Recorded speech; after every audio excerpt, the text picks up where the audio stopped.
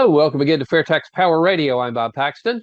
And I'm Bob Scarborough. And we are the FAIRtax Guys. FAIRtax Guys. Yes. I wish I had a banner plane. You know, I'd just be flying this thing all over town. And well, if you get, I'll tell you what, that have their pilot's licenses, I might have to put them on. You're talking to someone who has a pilot's license. I'm saying if you get the banner, I can fly the airplane. Oh, good. Well, then in that case, never mind. I won't look for anybody because, hey, and since you're going to be in Winston-Salem for the Carolina Classic Fair, for our show that runs after this one. Yes, this show is going to stream on Tuesday, the 27th, and then live on October 2nd. We will be there in the studios at WTOB's. Last time I looked, Jade Wiley was going to fly in from California. We're going to have Colorado. Same lettering at the beginning.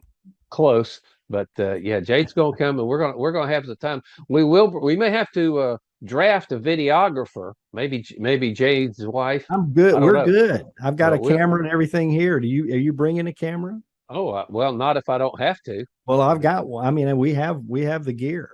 Okay, well, I'll just let you. Yeah, I know you brought that fancy one to CPAC last year, so we can just do that again. But I say we will record on our video the live show that we'll do on the radio station and play that one. That will stream on the following Tuesday, the 4th.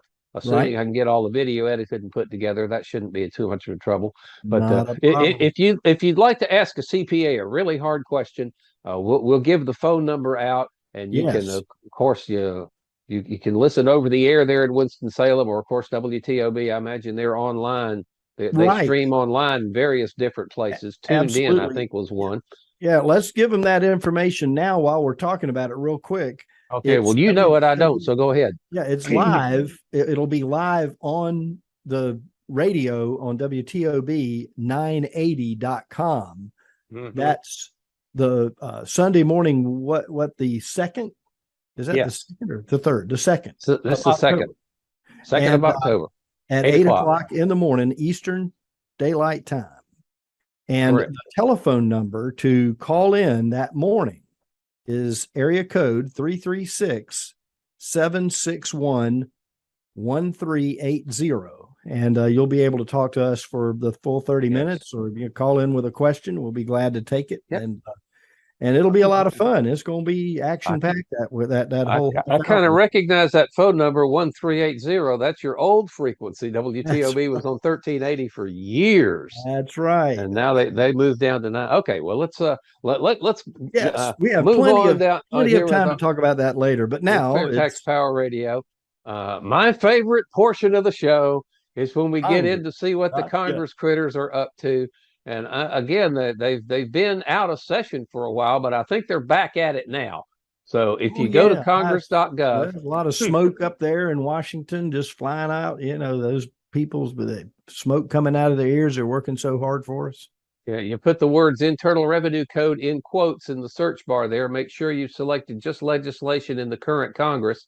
Hit the go button, and as of the day we're recording this, 1,989 hits on that search. The Congress critters have been busy messing with the tax code, including H.R. 8957 to amend the Internal Revenue Code to increase certain taxes related to firearms and for other purposes.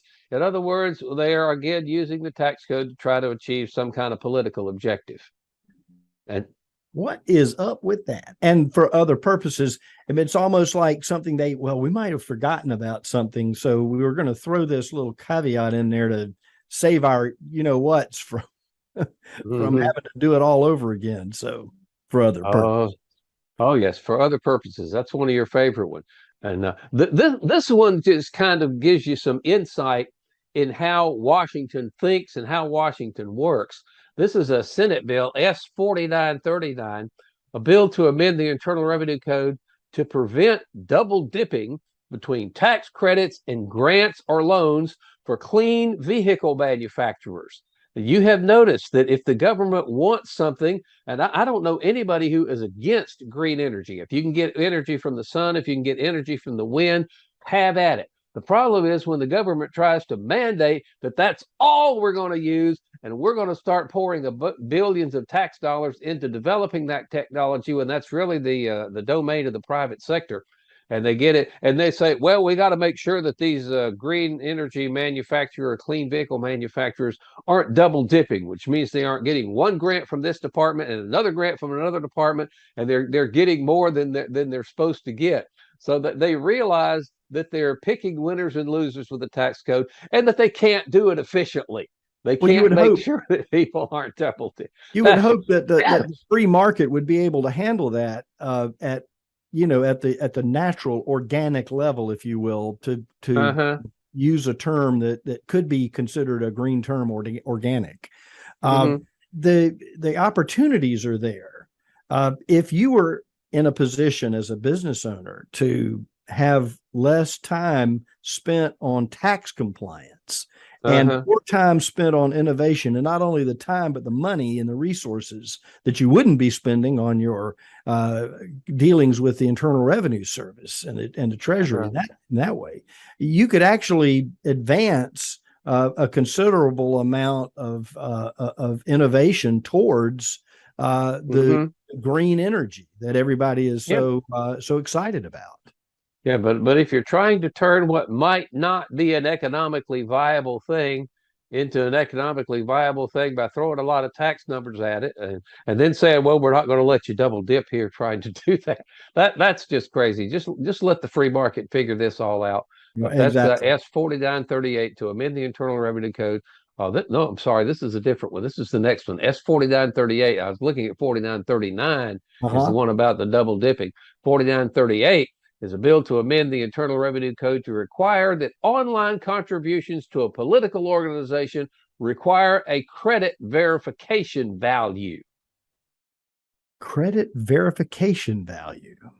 Yeah, I guess they want to pull your credit. Are they verifying? Do they want to? I guess they're if you're going to make if you're going to make a online contribution, which implies that you're going to use your credit card. They want to make sure that it's good.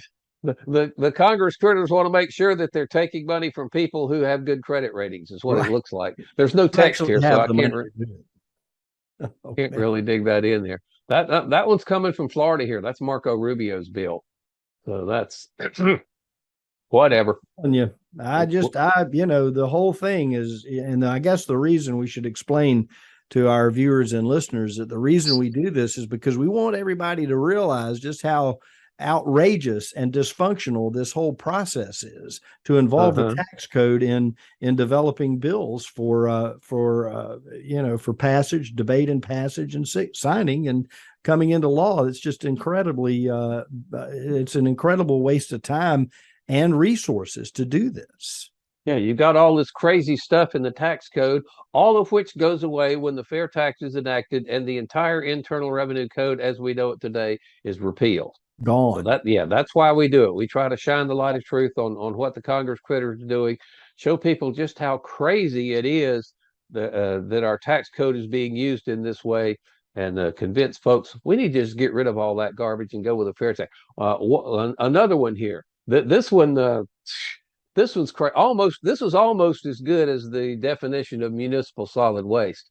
This is HR 8912 to amend the Internal Revenue Code to clarify, get this, that expenses for blood storage qualify as expenses for medical care.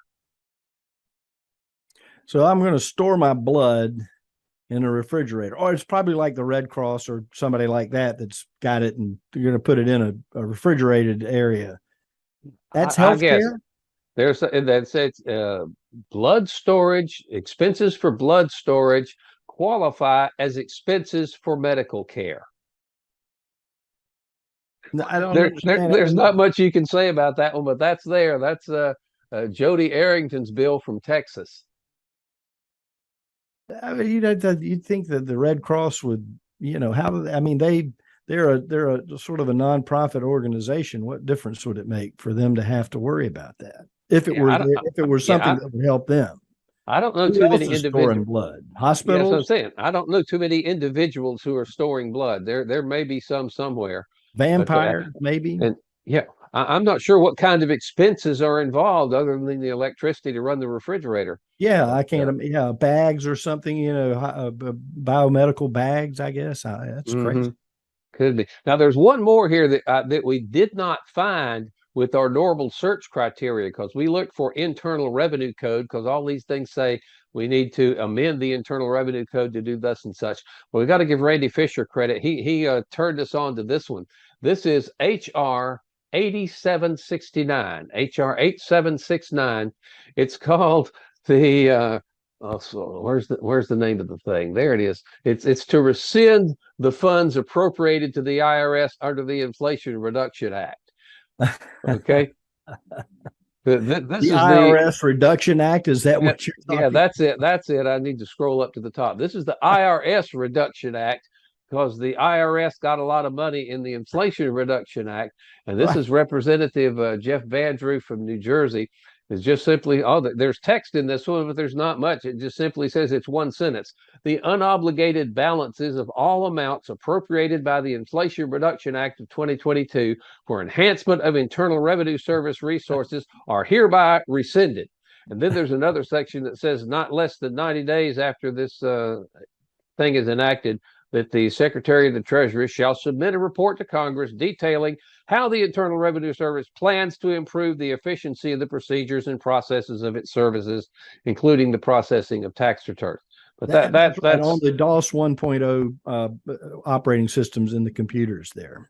yeah, that's just it. This is the IRS Reduction Act. So you have an IRS Reduction Act to deal with the yeah, Inflation Reduction Act. Is that like a double negative at some point? I guess it says that the money that was appropriated for the IRS within the Inflation Reduction Act is hereby rescinded. Now, this I'm going to have to show my skeptical side, or is going to come out here a little bit. I have noticed way too many times, especially Republicans will do this. They are really good at taking symbolic votes and introducing legislation that they know can't pass Right. in a At least not now. Democrat-controlled House. So, but then when they get the majority back and they actually have the political horsepower to do all this stuff, somehow that disappears. So I'm going to be watching really close to see if this bill shows up in the next Congress if Republicans take control of the House, as all of the polls say that is most likely to happen here in November.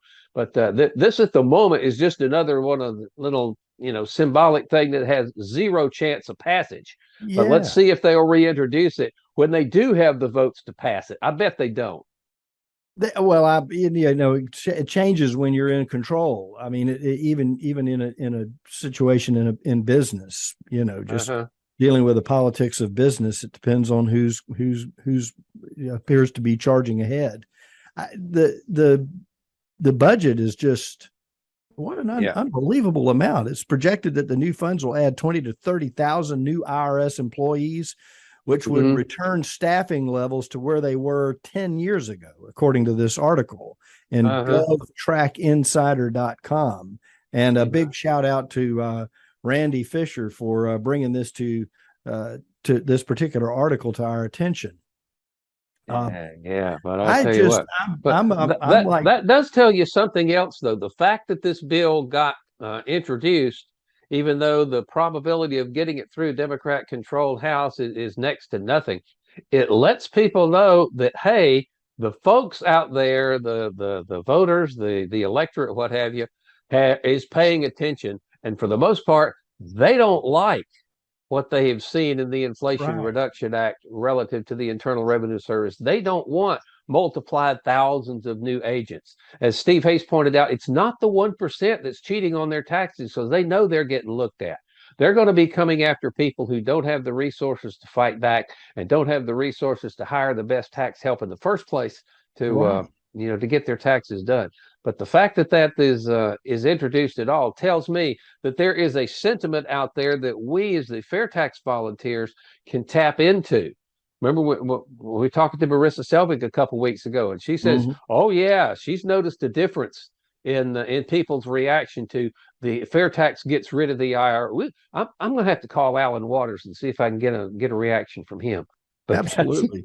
opponents of what we just talked about. There are people that say, well, the extra IRS funds aren't going to be used to increase audits on middle class and working class Americans. In fact, it will decrease audits of everyday Americans, and the funds are necessary to reverse decades of agency atrophy. Of course, like computers that are still operating on DOS, 1.0. It'll be a heck of a leap from DOS all the way to Windows 11 by the time it goes out there.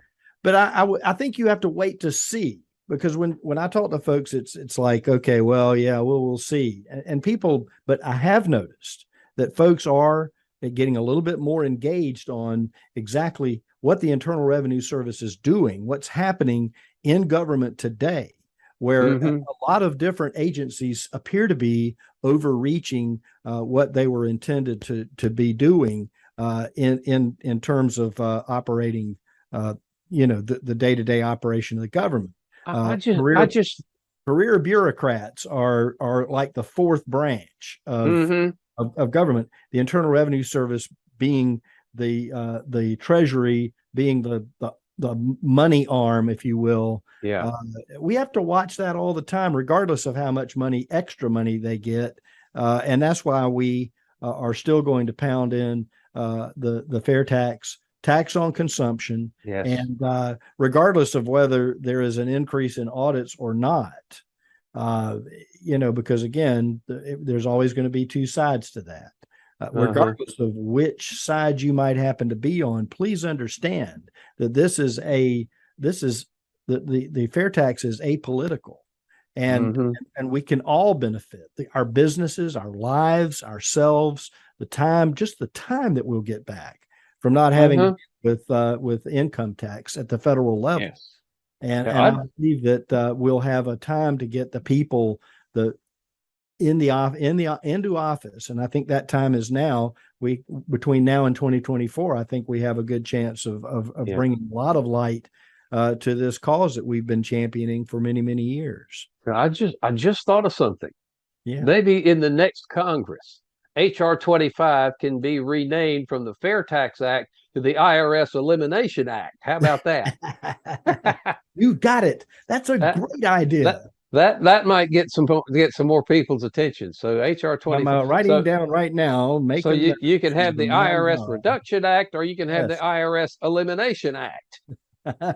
Hey, it's all about marketing. It's not anything to do with let's make sure we have substantive legislation that moves our country forward. We're just working on the marketing terms. We'll have to. All right, we'll have to drop a letter to Buddy Carter, the sponsor of the FAIRtax bill. I assume he'll sponsor it again next Put it Congress. In parentheses, and we'll just call that the IRS Elimination Act.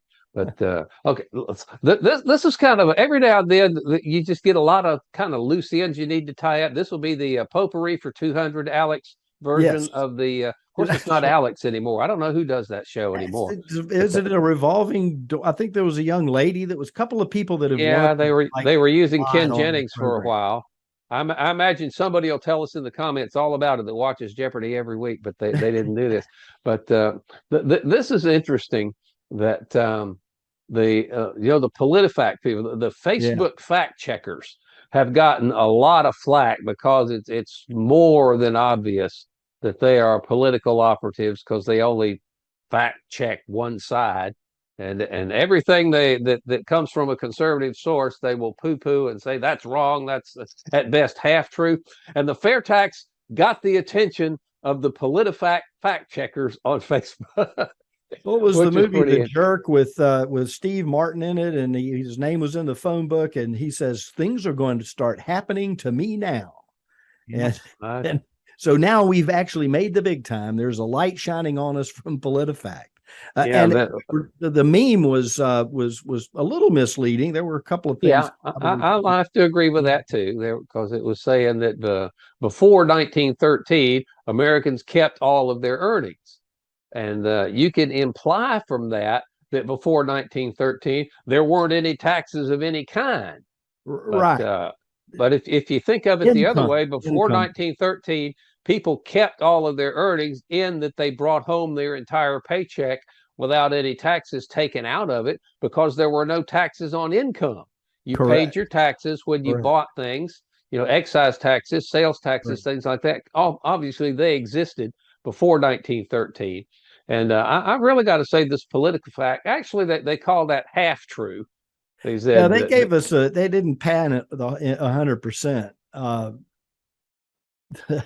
The the year 1913 is often cited because that's when the 16th Amendment was ratified. mm-hmm. According to the article in politifact.com, one of the fact checks from a while back, actually, but it keeps making its way around because these memes keep coming back and back. Mm-hmm. Congress was allowed to collect taxes on individual incomes beginning in 1913. Congress later enacted legislation that imposed a 1% tax on income over $3,000 with a graduated surtax on incomes above $20,000. Mm-hmm. 1913 marks the birth of 1040 tax forms. It wasn't the first time that Americans paid tax on earnings. You can go all the way back to how the Civil War was funded in 1862.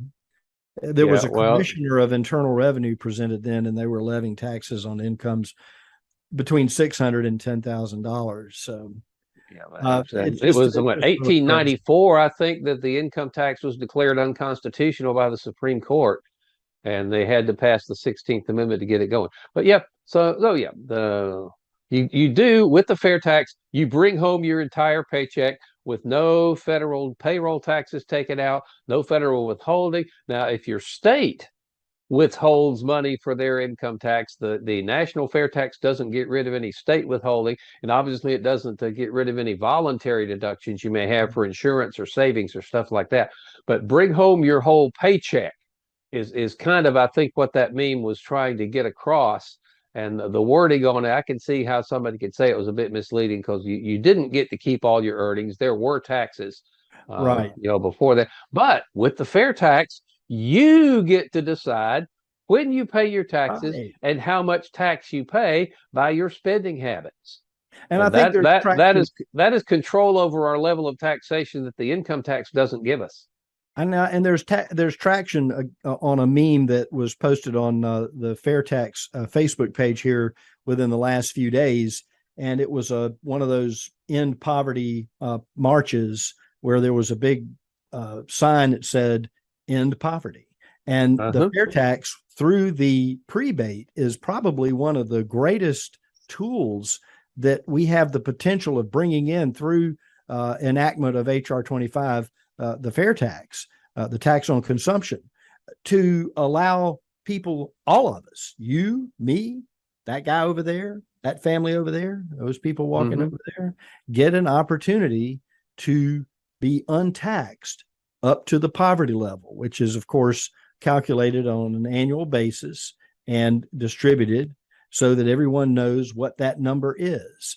And based on your size of your family, it's yourself, maybe your wife, maybe you have 2 or 3 kids, but you get that money rated based on the poverty level number back at the beginning of every month. And people say, oh, well, that's an entitlement. Well, no, it's not. It's money that you would have spent during that month coming on what you would consider essential goods and services. Nobody tells you what an essential good or service is. You decide that. You get that money in the bank every month, and off you go. So we got about 4 minutes here. We need to move on here a little bit quick. You're talking about essential and basic necessary services. Let me ask you a question, sir. Yeah. Which do you spend more money on? Food, healthcare, education, and clothing combined, or taxes? Go. Taxes. Unfortunately, you're right. Yeah. This is another thing you said that says this. This was from reason.com. Yes. Americans spent more on taxes last year than on food, healthcare, education, and clothing combined. And then again, in order to be totally fair, we're talking about all taxes, not just income taxes. Retail, cash register, your local sales tax, options tax that your community, your municipality might put into place, gasoline taxes, all of it, not just what's taken out of your paycheck. So if you consider all of the taxes you pay, then you're spending more on taxes than you do on your basic necessities: food, clothing, healthcare, stuff like that. And that's crazy. And again, the FAIRtax, the national organization has adopted this take back control as kind of one of their watch phrases that they want to do. And people with the income tax, they have no control over how much tax they pay, other than they can refuse a raise that would put them up in the next tax bracket. But if you make X number of dollars, the government is going to take X number of dollars from you, and you don't have any choice in the matter. Right. But if we had the FAIRtax first, if you had the FAIRtax and you were consuming, you can decide when you purchase things. But more importantly, you can decide if you want a new car and pay the FAIRtax, or if you want to buy a used car and not pay the FAIRtax. Correct. The FAIRtax is enacted on new goods and services, not used. Yeah. Buy a new house, pay the FAIRtax. Buy a used house, pay the I think they call them pre-existing homes. The used house is a phrase you don't hear much. But houses and cars are the two largest expenses generally that people make. And if you choose to buy a used car or a pre-existing house under the FAIRtax, you will pay zero FAIRtax on those transactions. And can you imagine what that would be like for a young couple just getting married and getting into the workforce? Maybe not in that order, but to be able to see an opportunity to buy their first home at a price that's going to be competitive. The used houses, all of a sudden the value on your home is going to shoot up dramatically. In the cases of what we've just talked about, where you've got new developments, or you've got a house that's 2 years old, or maybe even 6 months old. Once it's already built for the first guy that buys it, it's yours. The next time it gets purchased, it's without any kind of incumbent taxes on it. That's correct. Well, I tell you what, time flies when you're having fun. We've just about used up all of our FAIRtax Power Radio time for this week. I will be seeing you on Saturday. We'll fly up on Saturday. Yep. And then you and me and Jade are going to have to go to Mr. Barbecue for sure. Yes. And we have to get that Colorado boy. We got to get him some North Carolina barbecue the right way. Absolutely. All right. Well, I say that's going to wrap up this edition of FAIRtax Power Radio. Thank you so much for watching and listening. Thank you for sharing these videos with your friends. And we are the FAIRtax Guys, reminding you, as we always do, that the FAIRtax is the only truly fair tax. And once you understand it, you'll demand it. So tell me, how could I pay less taxes? Less? Yeah, I'm trying to get ahead. So how can I pay less? Well, I suppose you could pay less taxes by earning less money, or you could give to charity. How is that going to help? Actually, I'm not supposed to tell you this, but if you know the right people, okay, or if you have a really good lawyer, you can usually get around the big ones. If I may, under the FAIRtax, to pay less taxes, you would simply consume less. You would control how much you pay and when you pay your taxes simply by choosing what you purchase and when you purchase something. So I could stay